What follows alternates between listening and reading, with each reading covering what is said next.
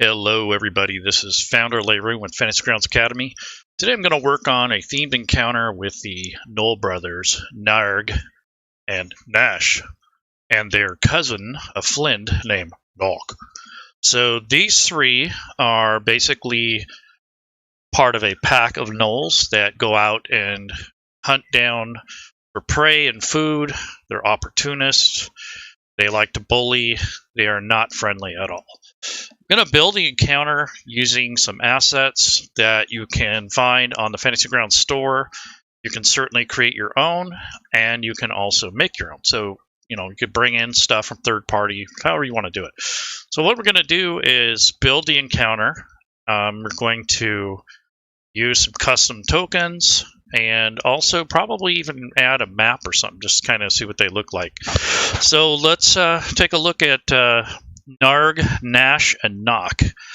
So Gnarg is basically the runt. He's really not very pleasant. Gnarg has a personality that I can see is kind of like a coward.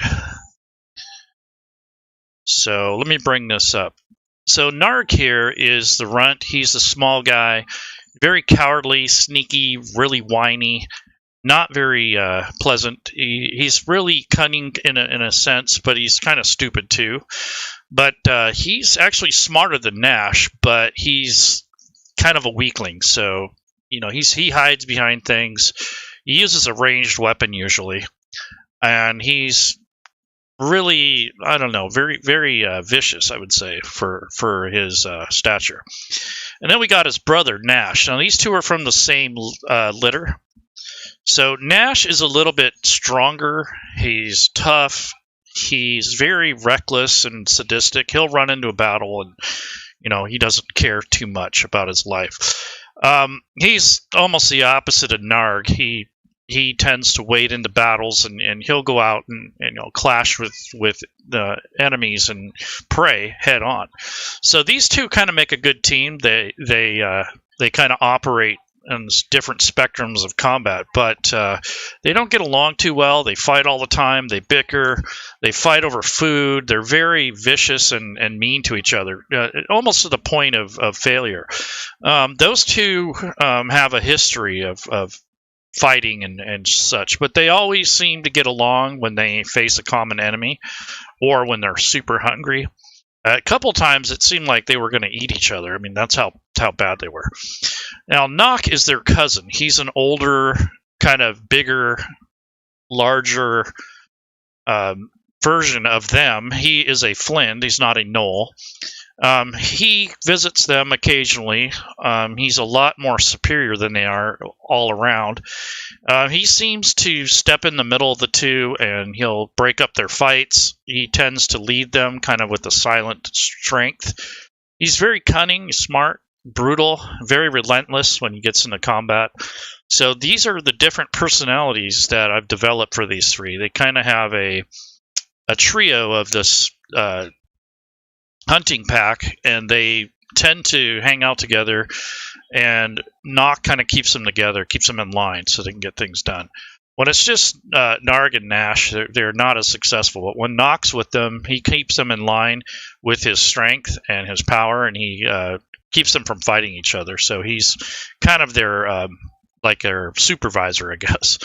So without further ado, we'll start building these individuals. I think it's good to have some sort of idea of what the encounter is, especially if it's an important one, if it fits into your campaign. So I think what I'll do is I'll create these three, and then we'll put them on the combat tracker and test out some of their features.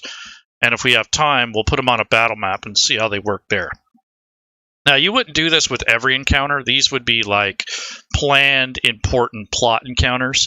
The other encounters, it might just be fodder. But I think creating this with a little bit more thought and a little bit more energy and time really makes a difference. So I can honestly see these three being a lot of fun to run as a game master, and as players you get to fight a pretty tough trio here. So they all have their own methods. Like Gnarg will kind of hang back and uses missile weapons. Gnash will run right up into battle, and Gnokk will go where it's needed. So he kind of waits to see what's going to happen, and he'll wait in. So usually he ends up backing up Gnash, which is a vicious backup for Gnash, because he's tough. If you deal with Gnokk, he's got a special item. We'll look at that. And so these three are basically tokens that were created by Bernardo Hasselman. I put that in the description if you guys are interested in his tokens. They're really nice. I don't know if he offers these or not. He made these for a series that we were going to do, and I'm not sure if he ever released these, but I have copies of them. I use them occasionally to illustrate things in Fantasy Ground. So if you guys want these tokens, let me know, and I'll talk to him about it and see if he can sell them or distribute them or give them out. So we'll see. But nonetheless, Gnarg, Gnash, and Gnokk. These are the three Gnoll Patrol brothers and their cousin. So this is kind of a planned encounter to kind of get you in the mood and thinking about how you're going to create your encounters and make them important and more memorable, and not just a bunch of numbers and stats. So this is why I went the extra mile, made the graphics, and found these tokens to use for them and gave them personality. So you have the whiny, cowardly, and sneaky. You have the vicious, reckless, and sadistic. And then you have the cunning, brutal, and relentless. So those are their three traits. I would recommend doing that for a lot of your major NPCs. I don't think you need quite as much detail with things that you're going to use for cannon fodder, but it's nice to have 2 or 3 descriptive words that you can kind of play by when you are creating your NPCs, especially the important ones. So that's what I'm going to do today, is we're going to build these individual NPCs and make an encounter with them. So without further ado, let's get started. So first things first, I created a entry in the images folder. And what this is a Gnoll Patrol group. I made that so that anything I make for this encounter or for this particular session will be in this group. So you want to make groups if you can when you're creating content. You do that by using the drop-down arrow, and then you can either click on this plus button, add category, and then you would edit the title, or you can right-click and add an item that way too.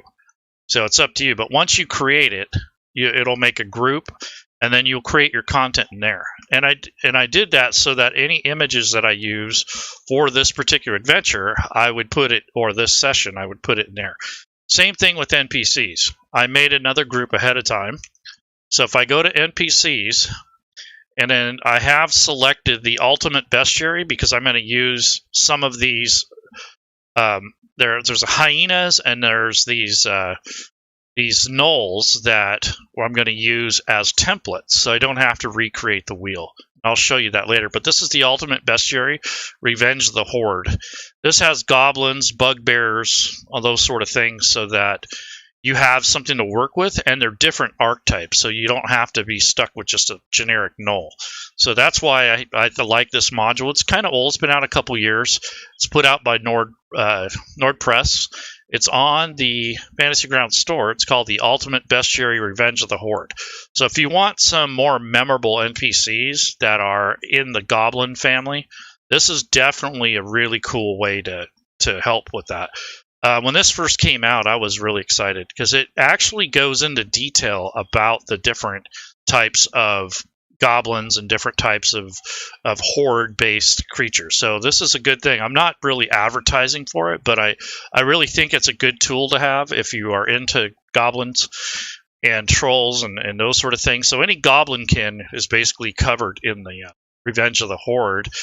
If I go to my library, I have it loaded. And what it is a module that is put out by Nord Games, and it is basically a bunch of NPCs. There's even spells, there's some tables, some parcels, there's images and maps in here. It's really cool. So just for example, if you wanted a cave troll, there's the picture of it. So it comes with some pretty cool art.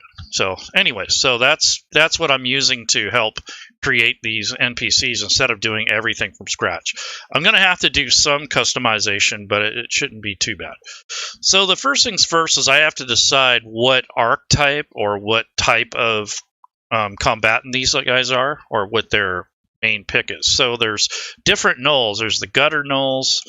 There's some plains type ones that live in the outskirts. There's a mangy rock gnoll. There's all kinds of different creatures here that I can use, but I'm going to use the plains one. So there's the plains gnoll warrior, which I think would be closer to Gnash's thing. So I think this might fit for Gnash, and there's a spearman as well, and then there's a runner and an archer. So I think the runner is probably quicker, and so on and so forth. There's also the runt. So I was thinking about using the runt for Gnarg, because this really kind of gives this a more of a a theme to it. But that is a rock based one. So I was kind of wanting to stick with the plains. So there's rock and plains. So we could do either or. But the rock ones have an alpha warrior. They have a runt, a shaman, and a sneak. So that's kind of close to what I want. And the plains ones has a clan mother, a runner, a shaman, and a spearman and a warrior. So they are very close to what I'd want also. So I think what I'm going to do is just use and mix and match and just use the ones that would probably appropriately fit, depending on what you're going to do. So I want to take the archer, the plains archer, and apply that to Gnarg. And I might do a little adjustments. So this is part of a module, so I can't edit it. So if I open this up and I try to click on this, and it's locked. But see, this one's actually not protected, but a lot of the modules that you will find, you will not be able to unlock these. So I'm not going to edit the original. I'm going to actually make a copy, and that's how you kind of get around from it being attached to an official product, or in this case, it's a third-party product. Some of the third-party products are not protected. So I'm going to go ahead and edit this, but I'm going to make a copy of it. So I'm going to drag this little token here on the left, and then I'm just going to drop it right back into this window. And when you scroll back to find it, you'll see it says copy, and there is no book attached to it. It's now separate by itself. So now what I'm going to do is drop down the group and scroll to the group that I want to put it in. I'm not going to select it. I'm just going to make sure it's visible. And I'm going to drag the plains gnoll archer into the Gnoll Patrol group, so that way it's all my custom content. So I just drag and drop that in there, and now there's a copy of it in here, and I'll edit this in a little bit. So now I need to select something else. I'm going to go back to the Bestiary, and I want to grab I think the warrior. So the goblins, let's see, I don't want goblins. I don't want the gutter gnolls. I want the plains ones. So let's go to page 2. Okay. Okay, so here's the plain spearman, and then there's the warrior. So I'm going to give the warrior. So this is the one I'm going to use for the actual, for Gnash. So he's got the bloodlust. He's got a sprinting ability. I think it's going to be great. So I'm going to go ahead and make a copy of this. Again, I'm just going to drag and drop it in here. And that'll make a copy. And I'm going to find something. I'm going to see if there's a Flint in here. If not, I'm going to have to use the regular Player's Handbook, I think. Yeah, so there's no Flint in this Bestiary. So I'm going to go to all, which is everything I have loaded.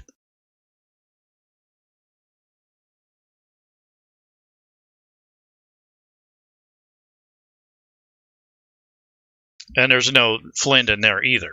So what you can do in this case is, if you have the content, you can look for it. So if I'm going to go to some third-party content, this would be DM's Guild stuff, and I'm going to go to the Monster Manual, the one that was released. There's 2 or 3 versions now.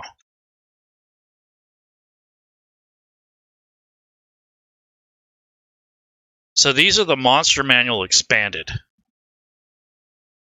So I'm going to load these up. There's got to be a Flint in there somewhere. These take a lot of the classic adventures and from previous editions, pulls it into DnD5e, and it is now converted over to the newer platform for Unity and for Classic. So while I'm loading that up, if you guys have any questions or if you'd like to see something, let me know. I'm open to that. I'm not really in a big time crunch, but I don't plan on trying to go past an hour and a half or so. Okay, so that's loaded. I'm going to load the second one and the third.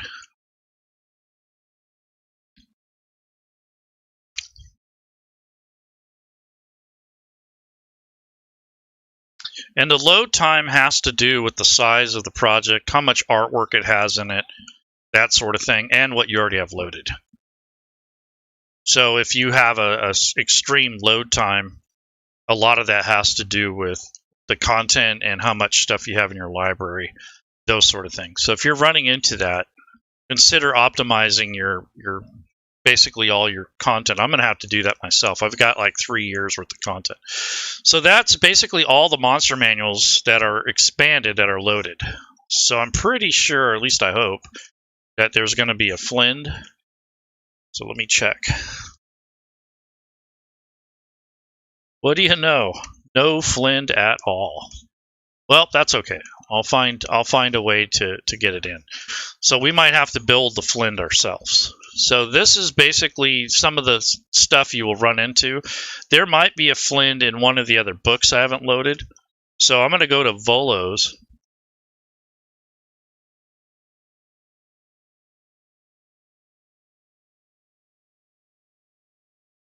So modules.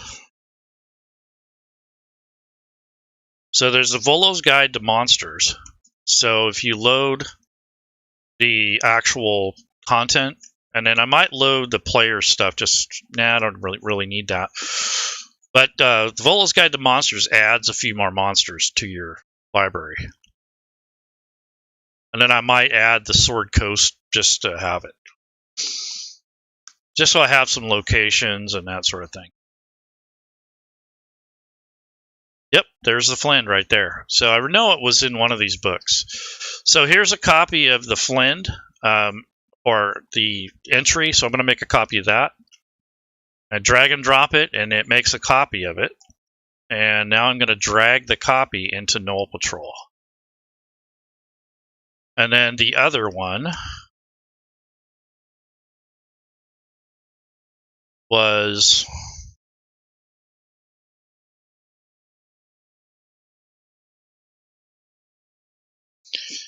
So here's all the Gnoll entries. So there's this here is the copy I want to drag and drop. This one that says copy here, and it's still in the other directory.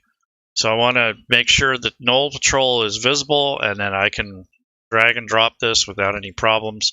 So I'll just drag and drop that into this group. So now I have the group here. And let me get rid of the search term. So there's those, and I got one more to bring over, the warrior. So let me see where that is.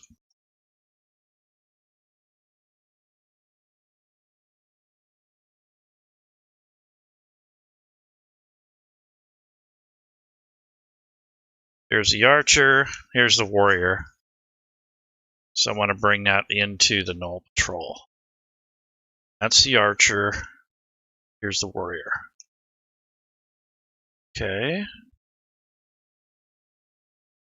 Alright, so there we go. There's all three of the NPCs that I want to use. So now it's just a matter of customizing them, retitling them. So I'm going to open up the Flint, which is Gnokk, or it's going to be Gnokk. And now that I made copies of it, it should be editable. And this looks pretty good. I mean, he's got 127 hit points, got chainmail armor. He's got the Aura of Bloodthirst. He's got a multi-attack, so he can make 3 attacks with the flail or 3 with his longbow, so he can really kick some butt. It's a flail of madness, so it has its own stats. So you can run that. The flail of pain, which is another aspect of it. So it depends on which one to use or which one hits. And then you have the flail of paralysis. So all 3 of these you can use as an option. And then you have the longbow. So he gets 3 attacks with that. So it is pretty vicious. It's pretty strong encounter. Just him alone would be a pretty tough fight. On the other tab, it has an image of a Flint here, which I really like that image. And it talks about what they do and what they're like. So what I'm going to do is take and unlock this encounter. And first thing first, I'm going to leave Flint up here, but I'm going to put Gnokk in parentheses.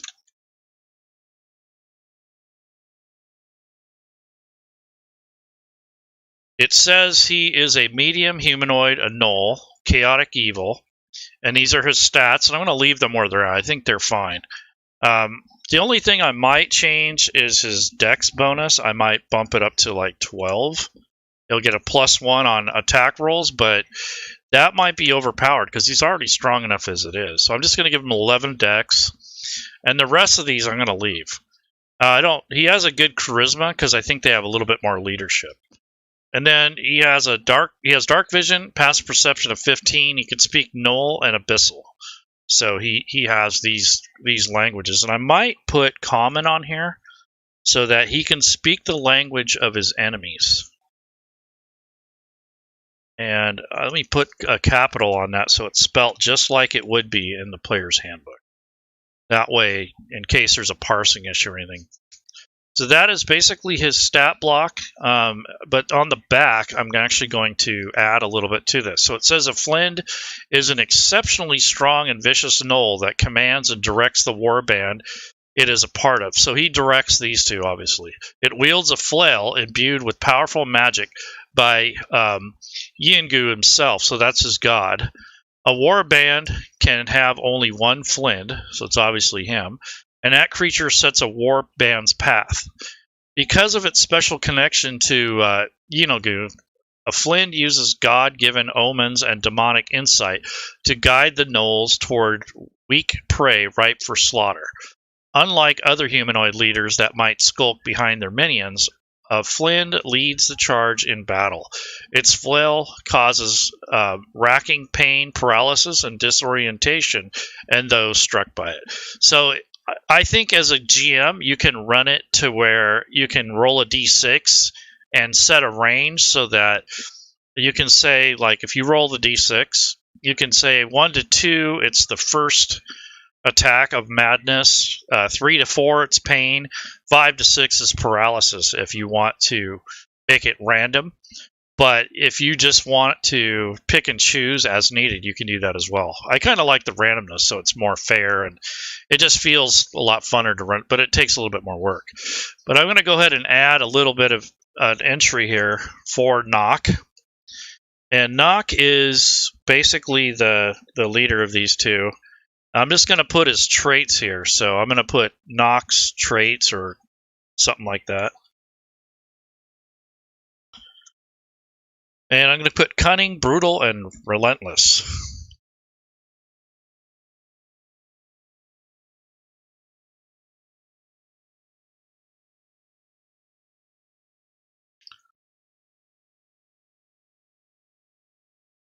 And that way you have a little bit of a notation of how he operates, what he's like.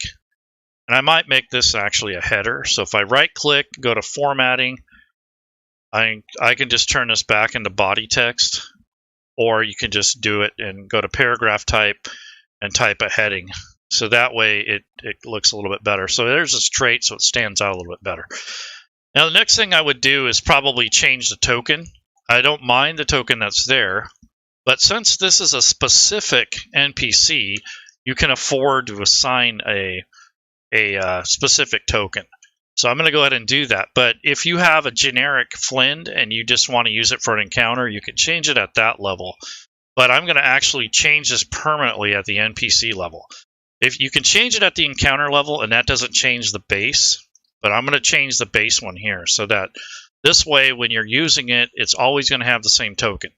If you want a generic Flind or a generic Gnoll, then you'd probably just leave it, or you can have one assigned for all of your generic ones. It just depends on what you're doing. So I'm going to go ahead and grab from the assets area. This is where your images, portraits, and tokens would be stored. So in the tokens area, I have a folder here that is the data folder, and that's the master level, and I have some custom hybrids in here and that sort of thing. I think what I'm going to do is look for the gnolls, see if I have anything, or goblinkin. Yeah, see, those are goblins, so I don't want those. Let me try just searching for gnoll. That might do it.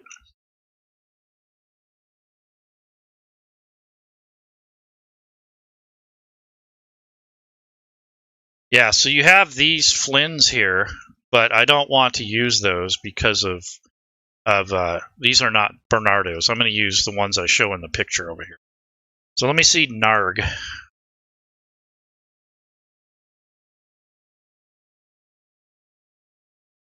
Yeah, I didn't store it there.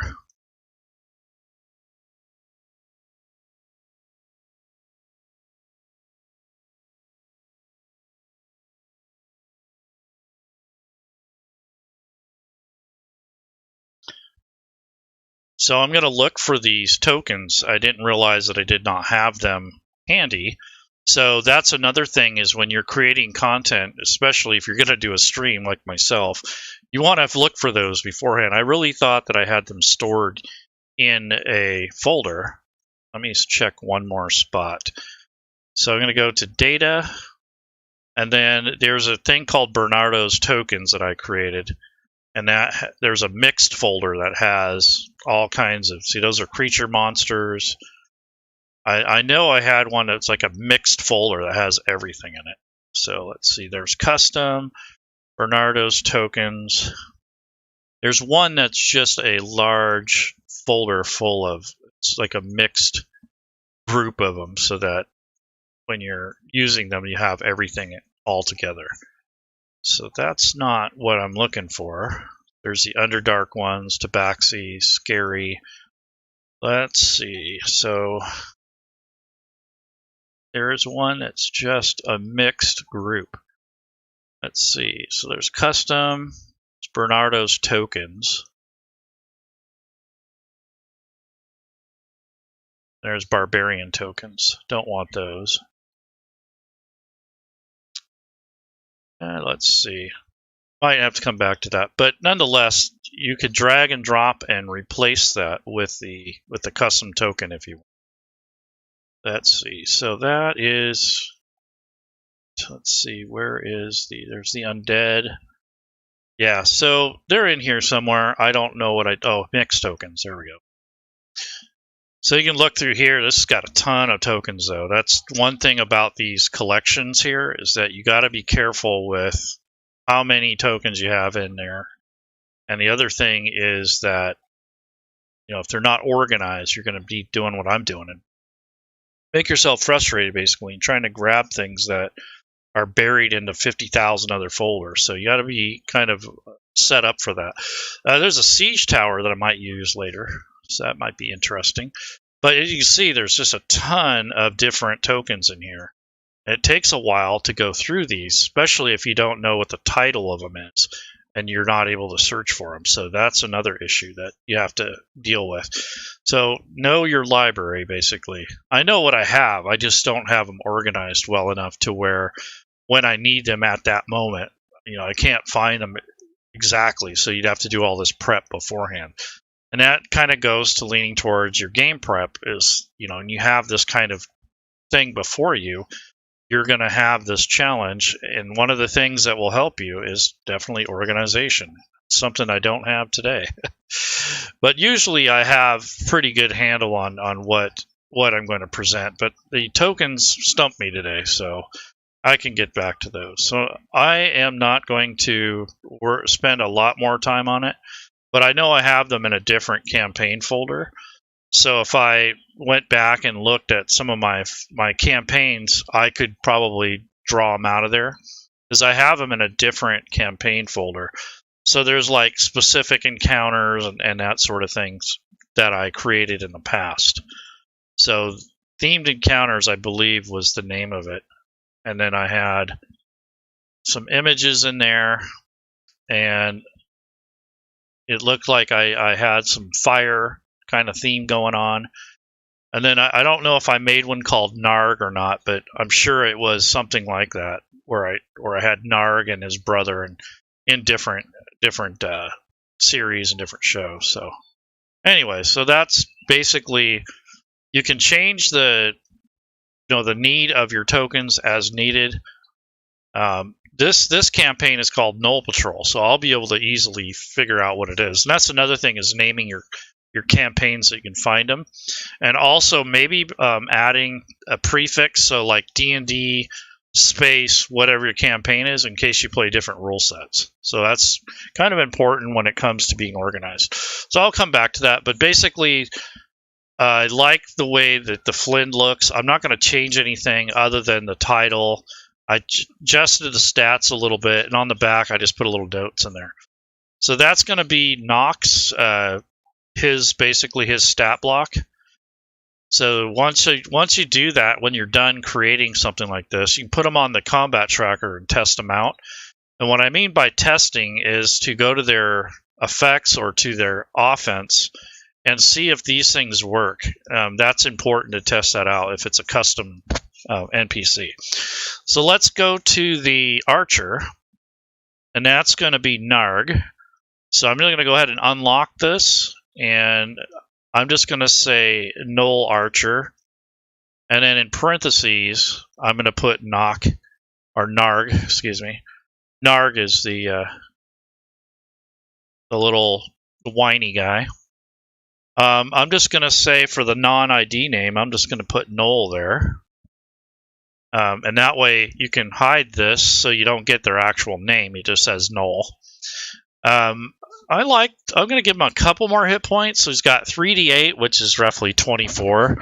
So I'm going to give him just a few more hit points. So he's going to have 17 hit points. Oops, didn't mean to do that. I think that was 12. No.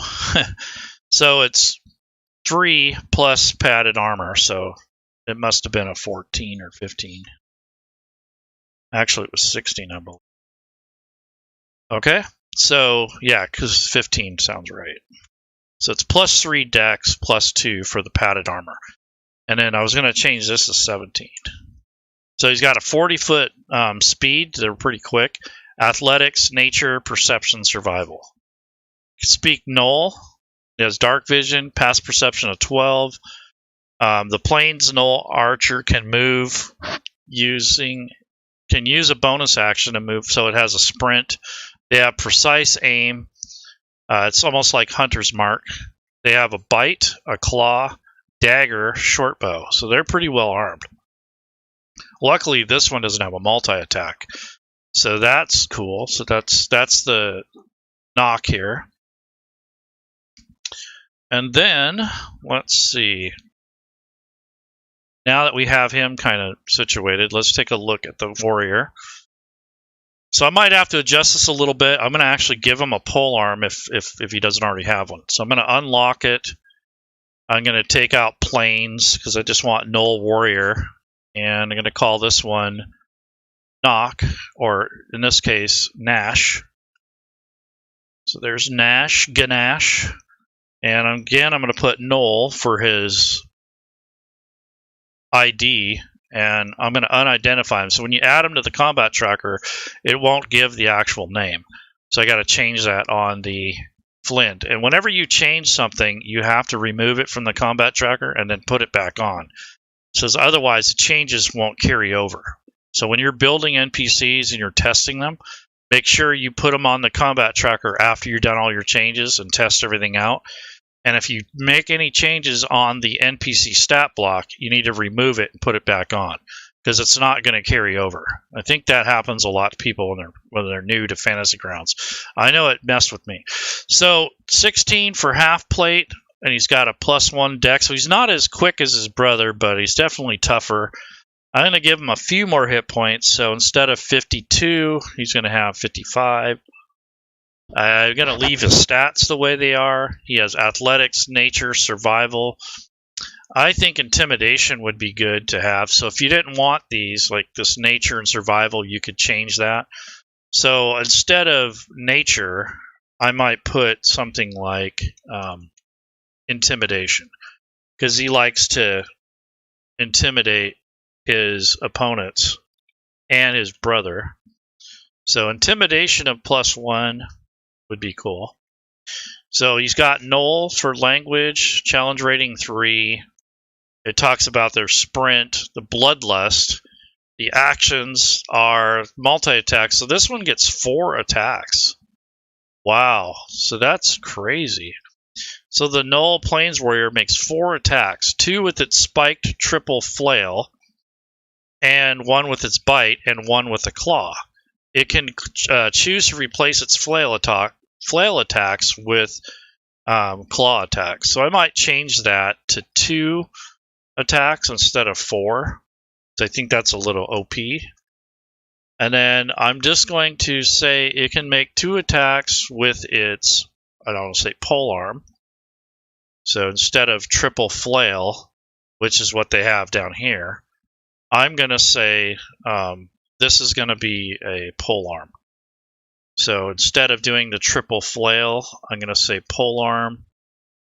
You can still say spike because it does have a big spike on it. 1 with its bite or 1 with its claw.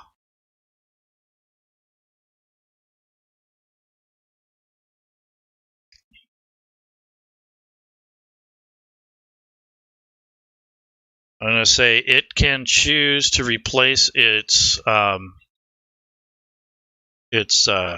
polearm attack for a claw or a bite, or 4 with claw attack. So you can do 2 claw attacks, or he can do 1 of the other. So the Plains Gnoll makes 2 attacks, 2 with its spike polearm,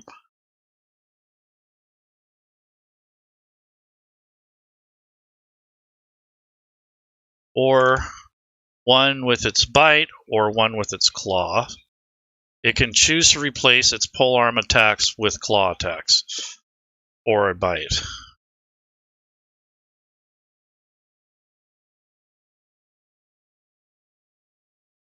There, so I just changed his multi-attack. So that would definitely change the challenge rating. I don't have the formula, but basically that would probably knock this down to about 600. Because when they get multi-attacks, that really increases their challenge rating. So he has a multi-attack, but it's not going to be 4 anymore, just 2. And then he has his bite attack, the claw attack, and now I need to change the flail to a polearm.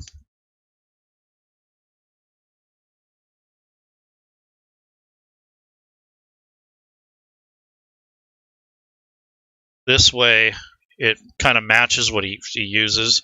So this is like a Bardici or some kind of polearm. So I'll take a look at that shortly. But when you're doing this, the wording here has to be correct. So when you're changing these attacks, you can leave the syntax here, and you can use the arrow keys. So if you keep seeing that blue, that's just Fantasy Grounds parsing. That's what you want to see. But when you're trying to edit, it's easier to do it in a note, or copy and paste it in, make your changes. Or what you can do is just click in the cell at the end and use the arrow key to move around. So I want to change this statement because I'm not going to have two attacks.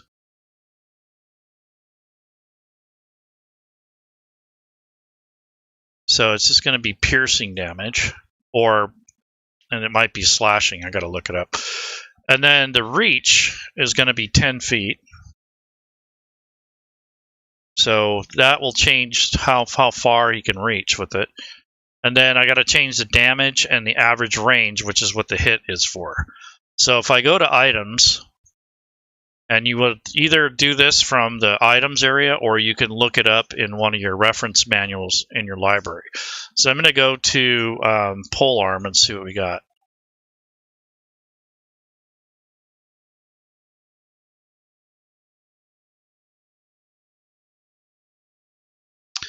All right, so I don't see an exact polearm in the items area. So I'm going to go to my modules, my handy dandy modules, and I'm going to look up the third-party content, which is a whole bunch of items. So it's like the complete equipment handbook that Matt Akire took over, and he converted it. So that is a very comprehensive. So yeah, comprehensive equipment manual. If you don't have this, I suggest you do. It has a lot of the old weapons, like the Bastard Sword. It has a whole bunch of stuff. This is something you might want to pick up if you don't already have it. It's on the DM's Guild. It does have a price tag. I don't know what the current price is, but it's well worth the money. It's a large piece of work, so it's definitely worth the time. So that is called the Comprehensive Equipment Manual, and it's been updated, revised. It's ready to go.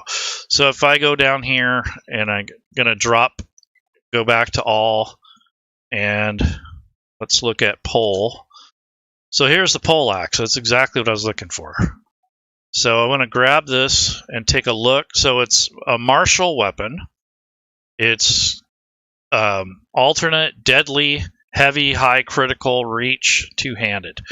So this is a pretty nasty weapon, and it is slashing. So I need to change the properties. So first of all, I'm going to change this to 1d10 or 1d8, because that's what it says here. So just use the arrow key and use to get over to the edge here. And it's going to be 1d8 plus 3. I think it's calculating if you look at the plus 3 for strength. So that's what's calculating that in.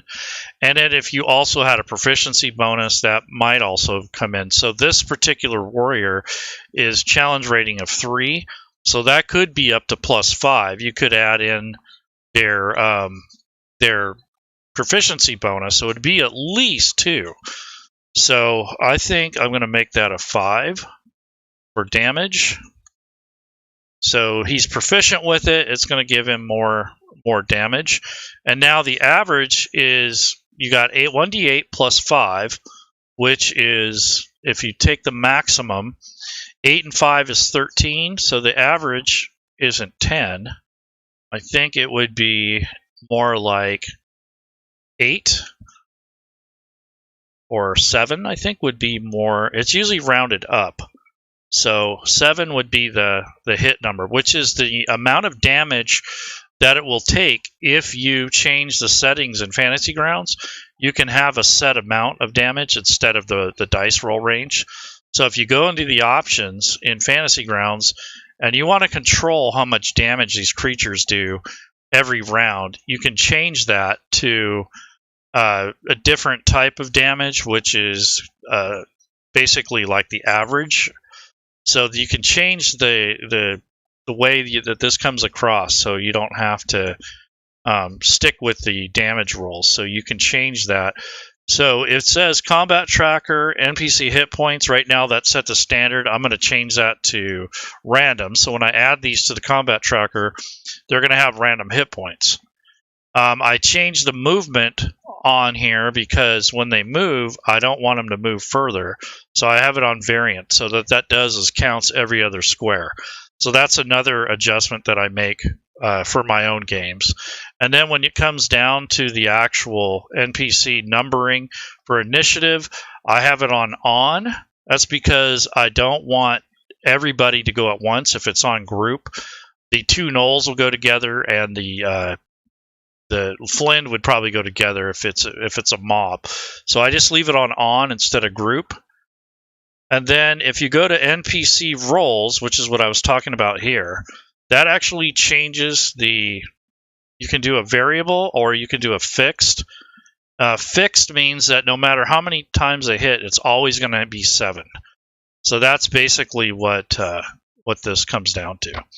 And for the claw attacks and the bite, those should also be +5. If you counted their bonus for their level, basically. So those should be at least a +5. So I'm going to change those. You don't have to do this, but I'm going to give them a little bit more benefit of the doubt since they're important NPCs. They're not just your run-of-the-mill cannon fodder. They are a challenge rating of 3. So there is a table that you can look up that tells you what their proficiency bonus would be based on their challenge rating and such, and then their hit die. So there's a formula for it. So basically, that's kind of cleaning up the actions. And then again, if I had the tokens ready, I could swap that out.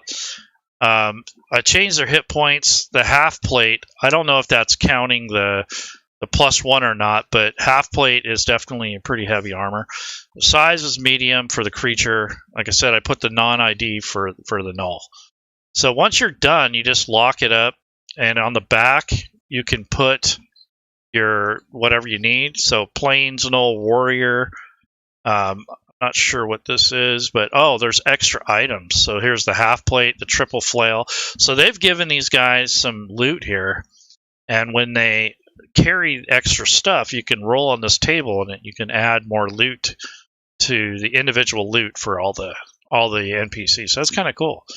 So Gnoll, so what I should do is the Nord Games actually made this supplement. So I think that's a great idea. So what I'm going to do is put loot. And that way, if you kill or defeat Gnash, you would use these tables to determine that. And then I'm just going to I'm going to do Control-2, which changes this to a header. So you have the Gnoll Warrior picture. So I want to make sure that that's not part of, I got to separate these. So, and I'm going to hit Control-1 to make this. So that's not loot. That's actually picture. So I'll put that there. And then I'm going to put photo. And then this is going to be loot. There we go. So that's cool. I like the photos. They're pretty nice. So there we go. So that gives you that. And then I'm going to put some personality here. So these are just extra things for the DM to have. So you can share this photo to your group if you have a photo. And then you have these loot tables in case, so that if you defeat this individual, you have some treasure if you need it. And then what I really like is that, you know, when you start adding their personality and stuff, it really makes this NPC a lot more valuable and funner to run. And it's handy to have all this stuff sitting here. I might make a loot table for the Flint as well. So that would be cool because he doesn't have one. I think he should, now that I see these. So I can add these and just modify them. That's what I would do instead of trying to recreate the wheel. So that's helpful for that sort of thing. Let's see. So this is, yep, so that's that. So this is just a way that you can, when we do a search, does it find based on the file name or the folder? It's basically the file name, but I'm pretty sure the folders would also be counted. And you have to have 3 letters or more. So the search function in the assets is not perfect, but you have to have 3 letters or more. And I think it does pull everything. So even if you're in a folder, I believe it'll search. So that's part of the issue that you might run into with the search function. If you ever have any asset packs in a Fantasy Grounds art subscription, you do FG and then you do a space after that and hit enter, and it'll pull up all of the Fantasy Ground asset packs. So if you go to assets and you're looking for one of the Fantasy Grounds art packs, FG with a space, and then hit enter. And it will bring up anything that has the FG in front of it, the actual. But I'm in tokens right now, so that's why it didn't bring up everything. But if you go to images and you go to FG space, it will bring up all the art packs. So that's a little pro tip for you guys. If you guys use the internal art packs, that's where they're at. It makes it easier than trying to scroll through 100 different packs. I'm making a module that actually kind of organizes this. But anyway, so the poleaxe is here.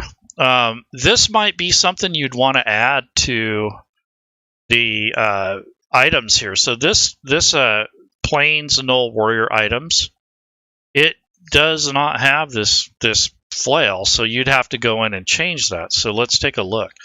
So I don't want them to have the triple flail. I want them to have this polearm or poleaxe.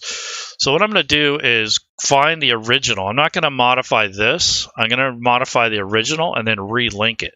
If you change it here, that's only going to change it for this NPC.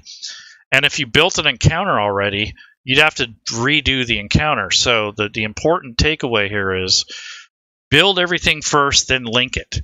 If you don't, and you make changes along the way, you have to change everything. So you have to change, first you have to change this item, which is the parcel.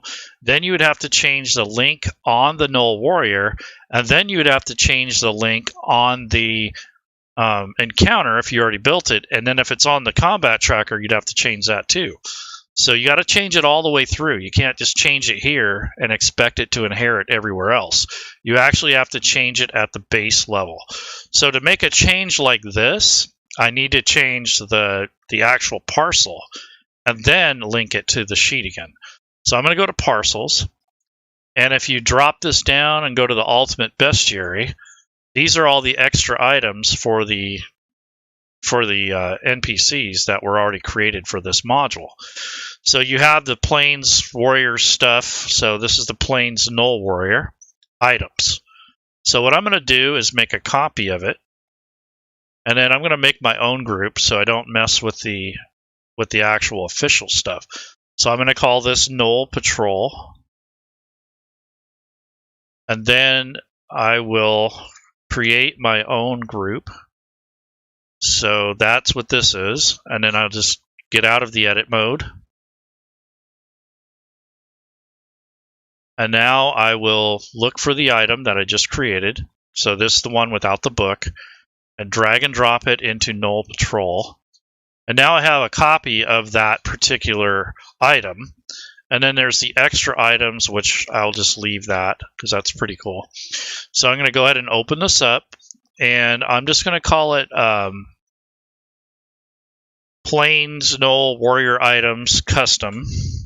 So I know that this is just a copy or that I modified something. And then I'm going to right-click and delete the triple flail.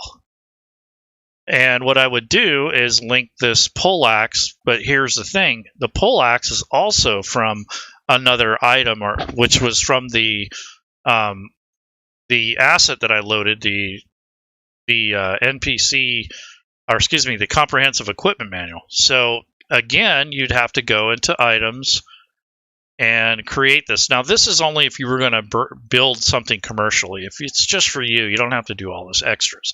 But I'm showing you what it takes. So if you use the item and you're going to put it in a unique campaign, or if you're going to distribute it and you have the permissions, you'll want to do this. So I'm going to go ahead and add another group. I'm going to edit it. I'm going to just call this Gnoll Patrol so I know that it's my content that I created and I'm not messing around with the original. And then once I've done, I have that entry. And I'm going to go with the poleaxe here. So where did that go? Here it is. So I'm just going to make a copy of the poleaxe. And then I'm going to scroll this down to the Gnoll Patrol and bring this over. So instead of using the original one from the book, I'm going to use a copy. And it's in my own group. So I'm going to select my group. There's the poleaxe, which is the custom item. And I'm going to bring that over. And I'd probably do the same thing with the half plate. But you got to remember that if you're doing a Depends on what licensing you're going to use. So if you're going to sell it on the DM's Guild, you probably don't have to do all this. If it was going to be a custom campaign in a completely different world, then you'd have to do your own and use the SRD. So I just wanted to show you how to do it. So here's the poleaxe. I'm going to drag and drop that in there. So now if I use this and I export all this as a module, I don't have to rely on other books to be loaded. So that's part of the reason I would do that. So that's just showing you what you might have to go through if you're going to create your own content. So now that I have that table or this particular parcel generated, I'm going to delete this one and the link, and then I'm just going to drag and drop that onto this area, and now it's called a parcel. I'm going to go ahead and bold that so that the game master knows what it is, and I'm going to do the same thing with this. It should say parcel. This is a good practice, so that way if someone's running this campaign, they know what it is. And then this could say handout :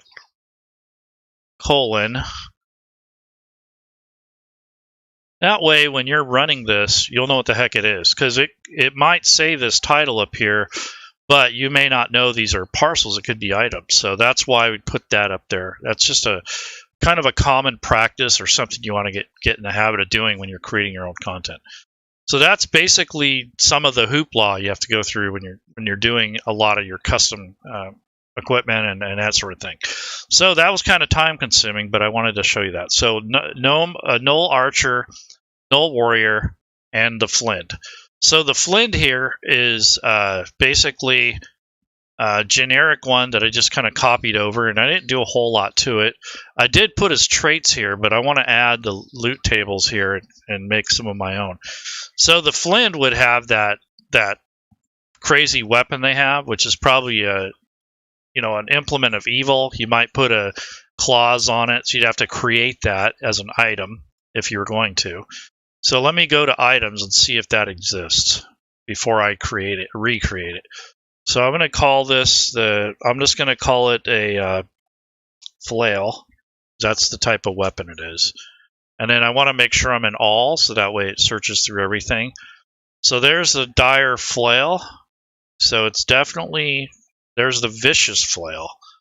So the vicious one is, yeah, that's pretty close to what he has. So let's take a look at his flail of madness, flail of pain, flail of paralysis. So let's see. Flail of warning. So here's dire flail. Yeah, that's crazy. So I want to take and put in the rest of this stuff later, but this would be your starting point. So I'd probably do the vicious flail, and then I would use this, and then I would change and add this content here so that when you add it to your inventory, you can get this automatically. So you can set it up as a spell, or if it was going to go on a PC sheet, or you can set these actions up as effects, which you would do in the effects area. So you just drag and drop these onto the sheet without having to do all this extra work. So it'd be one of these entries here if you were going to do it. But to have this item as a separate item is kind of cool, but this mostly works with PCs, so you wouldn't have to worry about it if it was a NPC. But it's nice to have it available, so when you make it an actual parcel, it's available for that person to use. So this is just just giving you an idea of what these items can do. And also, these are custom, so each one of these different abilities is one weapon. So you'd have to code it that way with 3 separate attack types. So you can list that here on the weapon to make it easier for you if you were going to award this to one of your players. So again, you would make your own group, which I've already done. And then you could take this vicious flail or whatever, you can just use the basic one. So let's take a look at the basic flail. That's all that does, and that's bludgeoning. And this one does bludgeoning, but it's also magic, so we won't do that. But this thing has a +9 to hit. I mean, this is crazy. And that has to do with his 5 for his strength, and then it's probably +1 for magic, and then +3 for his proficiency bonus, or maybe +4. So that's crazy. Yeah, it's +4 proficiency bonus added to his strength bonus. So that is why that is such a powerful weapon. But you'd make basically a copy of this. So just drag and drop copy, drag the copy into your group if you've made one, and then when you get time or when you want to, you can come back here and we can call this the what does he call this? The Flynn bar or something like that. It's basically a really crazy weapon, but we can just say Flynn for a note so you remember what it's for, and then go back and add what you need to. So that is just that. That's something that you might have to do to make a specific treasure, or maybe you wouldn't award it at all. But you can use some of the existing tables and drag them on here just like you would for the rest of these guys. So that's kind of cool. So once you're done, what I would do is, for the sake of the game master, if you wanted to make this themed, I would take the Flynn here, Gnokk. I could link this to the image just to have it there. And then here's the Gnoll Archer, so you can link that here. And then for Gnash, the Warrior, right there. So if a DM comes in, they bring this up, you go, oh, this is like a cover or some kind of advertising for it, and you can bring this up. It'll bring up the stat block. So that's kind of cool. It's just a little trick to kind of make it more convenient. And then for the encounter itself, I would go into encounters, and this is what we're going to do. So we're going to build a custom encounter. So again, drop this down, and I'm going to make a custom group. So it's called Group 1. I'm going to click the Edit Groups button and edit this to Gnoll Patrol. And now I'm going to get out of the edit mode. And then for the actual encounter, I'm going to select the group that I just made. And you can do the plus button, or you can right click, create an item. I'm just going to call this Gnoll Patrol. And then I will add the NPCs. So you want to add your edited NPCs from the NPC table, not from here. So there's the NPCs. Now I wouldn't build all this until you were done. So until I did all that extra work, I wouldn't call it done, but I'm just going to go ahead and do it for the sake of the video. So just drag these over, and you have your different warrior types. Now when you get up here, I can unidentify this Flynn, but if I went back into the properties and I changed something, you also have to delete it and re-add it here.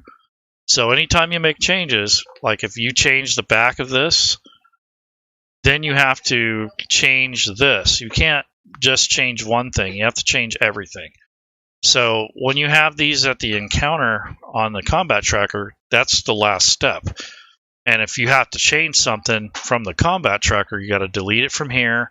You have to delete it from the encounter, and you have to go back to the NPC and edit it. And anything you needed to add, you have to make it or link it here and then redo it. You can't just pick and fix this one and expect everything else to change. It doesn't work that way. So once you're done with adding your NPCs, then you can hit this refresh, and it's a CR10 challenge rating. It's worth a lot because of this Flint. So if you wanted to make this easier, you can adjust these down. You can scale them to where they're not as powerful. Or if you want to add more regular gnolls, you could do that. So I think this is a really powerful, very powerful encounter. So you'd have to be very careful with it. But once it's done, you can put it on a battle map. You can link this over. So I can put this on in the center here as my center point. So if I want to bring up the encounter, it's right there. You can kind of keep this in with your themed encounters.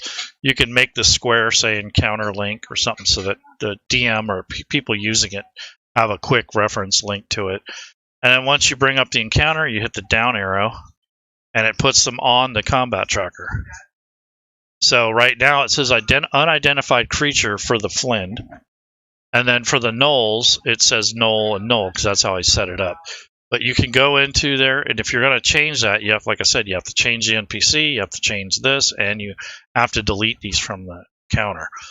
So I'm going to do that. So I'll say, oh, I don't want it to look like that. So if I'm going to delete it from here, then I have to unlock this and delete the Flind from here, and then go to the NPC and change and update that first. So if I come up to here and I go, okay, I want this to say Flind instead of unidentified creature, I'm going to go ahead and change that, and then change it to unidentified, and then relock it. Once I've done that, then I'll drag it over to the Gnoll Patrol encounter. I'll hit refresh if I've made any changes, which I didn't, and then I'll lock it. And then this encounter is already kind of half here, so if I go to menu and delete, I'm going to delete only the foes, and I'm going to re-add them. So that adds the whole encounter all over. So that's the sort of thing you got to go through when you're updating your content. You can't just update one or the other if you're going to use this for, a commercial product. If you're just going to use it for yourself, who cares? But if you're going to build something for sale or for distribution, you definitely want to make those changes all the way through. So that's important that you do that. So that's basically the encounter itself. I'm going to just grab something. Maybe I have a pack that I want to load. So if I go to library, I'm going to search for a map pack. Let's see. What is all that? Oh, comprehensive equipment manual. Yeah, so some of these modules haven't been updated to the latest and greatest for Fantasy Grounds. So I'm going to go to modules. And as you can see, when it tries to parse, it gives it trouble. So I'm going to go ahead and grab this and take and look for the Meanders pack, because those are cool. So there's jungle, there's the Samarkand Sands. These are plains creatures, so I'm going to find something. The Idlewilds, that's the one I want. There's the Idlewilds map pack. Okay, so that adds a map pack. So I'm going to go to images, and I'm going to look for that Idlewild map pack. And there's a selection panel, so I'm going to look through these, see which ones I want. So there's one here that has this tundra, so I like this one here. It's got a cave next to it, so it looks pretty cool. So that's the images. I'm going to unlock and expand this. And this is when you're going to have to design your line of sight and your shadows and all that good stuff. So I'm going to unlock it. I'm going to just add a grid to it for now. Just a basic grid. To turn that on, it's at 50, which is about right. Or you can maybe go up to 60 if you think it's necessary. Then I'm going to change the tint to like a yellow. Turn it up just a hair, and then hit OK. That puts a grid on here. So all I'm doing really is trying to get a preview of what they look like. So now that I have that on there, I could make a pre-staged encounter. So again, I'll go to menu, delete all these off the combat tracker, bring up that image that I had, and then here's the encounter itself, so I can link that to the cave. And when the players get to this point along the road, these guys will be linked here. You can hit the down arrow. You can also place them ahead of time. So I might put the Flind right here. I'm going to put the archer back here by the cave mouth. And I'm going to put Gnash up front, right in front of his cousin. And that places them on the map ahead of time. So that would be something that you could do before. And then when you close it, those will disappear. And that's basically, they're set, but they're not visible. When your players come on here, they won't notice anything. And then when you click this this Gnoll patrol and you click the down arrow, they're added to the map. They're not visible yet until your players see them, until they get in a view of it. So you could set up your line of sight for like terrain around here. You can actually make this a cave opening and link it to another map. So if you can go into the caverns if you have to chase them down. And then you have this road here and this cliffside with these trees. So you could probably just put a little bit of terrain on here to kind of illustrate that they have to climb up basically. And then you can put terrain on these trees if you want. That would take care of this, so it wouldn't be too bad. This map is pretty simple to terrain on it. So you can unlock it, go to your line of sight tool, go to the terrain feature, probably just go to the line tool and just vaguely just kind of pick different things on here depending on what you're going to do. So it's up to you how you want to do it. But I would definitely go to the terrain tool and use that for this area. So you might click in here and kind of click around so it's not completely covering everything. I might leave the cave mouth out and about and open, and I'm not really even clicking on anything important. I'm just kind of just going around this periphery here, and then I'm just gonna tie this up like this. This is going to be one big area that you can only see if you climb up. And then I'm going to put a little bit of line of sight in the trees here, or shading, I should say. This is just, if they decide to hide up in the tree. The trees are tall enough to where they might block some light. So you don't really have to be that accurate. Just add as you need to.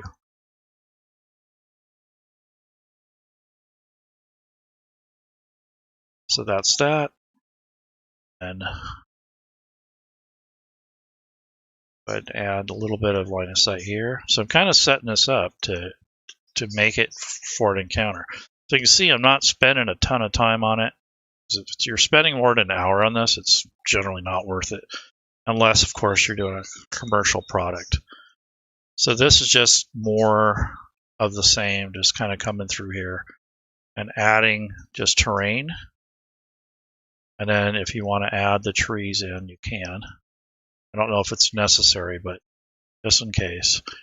I'd rather do it now than have to do it during a game. Because you never know what the players are going to do. So that's what you want.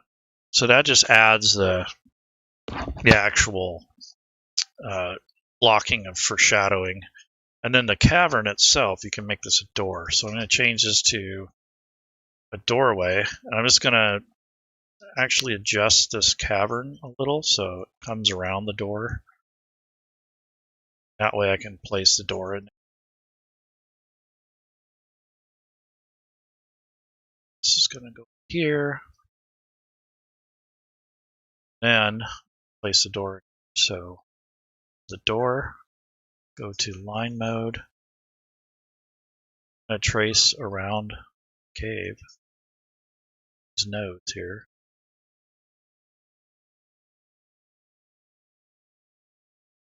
Just leave it like that.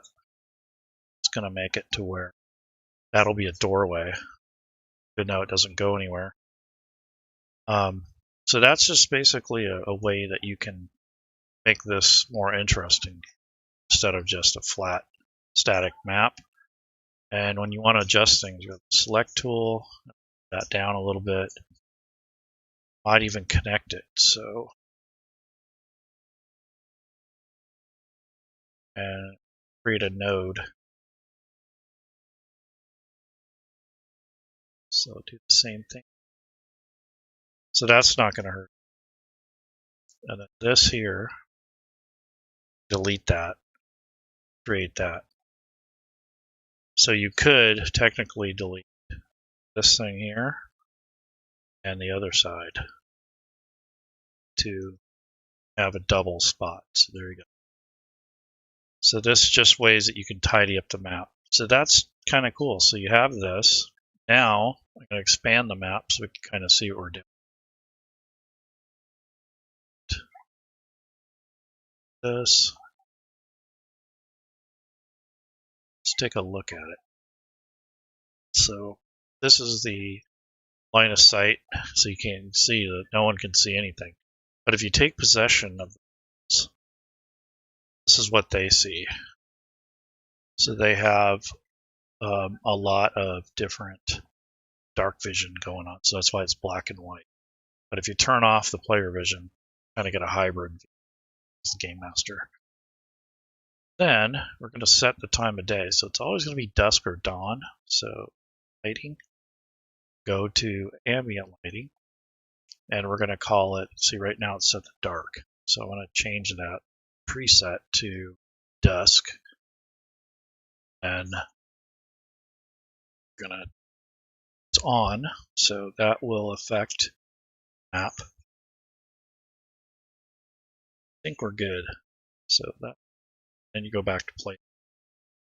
Now if you go back to the player view, that's basically what they're going to see because they can't see up and over. And you can do the time of day shadows. So if you go back to the lighting and then go to the ambient light, you can change the length of the shadows coming off the cliff. So I might go a little bit more because it's winter time or it's sun doesn't come up as high. Change the direction. So it depends on which way the sun's coming from. That's basically the line of sight to go back to the DMV. See that. If you want to open the door, you can click on it. So anyways, that's basically how I would set that up. So this is kind of like a themed encounter. So the map, I might call this Rocky Road. And then over here, I would call this map, comma, whatever it's called. And then in parentheses, I might put Gnoll Cave or something. That way I remember what it's for. You do all this before you link it to your story entries. So that's some of your prep there, is to set up your map. Then of course, want to put this where you want it to show up. There's your zoom to fit. Yeah, so there's your encounter. So you go through and test these out, like the attacks, the saves, those sort of things. If you're there, you go. I think that's enough. I think I've been rambling for almost an hour and a half. So that is the end of the show. Hopefully that helps you guys a little bit. I think I'll come back and revisit this and run a combat. Have the tokens set for this. Go through that in the combat. Hyena FSA. Perfect. We're running a Gnoll encounter, so perfect. All right, guys. Any questions before I go? I'll wait a couple of minutes and call it a night. So hopefully you guys are enjoying your Sunday. Have a good work week, and I'll see you guys next time.